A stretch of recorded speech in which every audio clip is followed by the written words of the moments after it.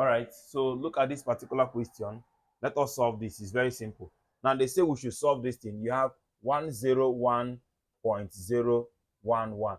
I told you that if you're moving from the small person to the big man, you multiply. So I have 1 times 2 plus 0 times 2 plus 1 times 2 plus 0 times 2 plus 1 times 2 plus 1 times 2.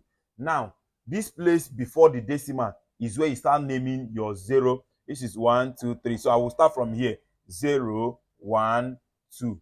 All right, that is for these people. Now, from these people, you have after 0, you have minus 1, then you have minus 2 and minus 3. So this should go by minus, this is 0, 1, 2. Here will now be minus 1, minus 2, and minus 3. So this is very simple. So this is equal to 1 times 4 plus 0 times 2 plus 1 times 1, because n raised to power 0 is 1, plus 0 times, now 2 raised to power, okay, 2 raised to power minus 1 means 1 over 2 raised to power 1. According to indices, if you want to remove minus, this person will come down. It will not be reciprocal. So this is times 0.1 over 2. All right, 1 over 2 raised to power 1 plus 1 times 1 over 2 raised to power 2 plus 1 times 1 over 2 raised to power 3.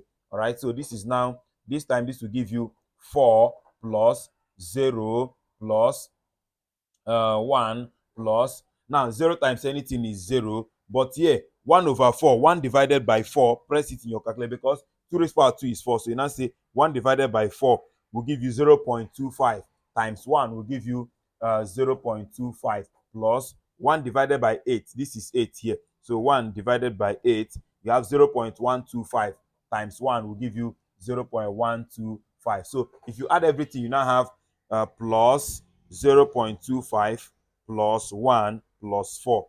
So you have everything as 5.375 in base 10. All right. So what answer? Option D is very correct. Bye-bye.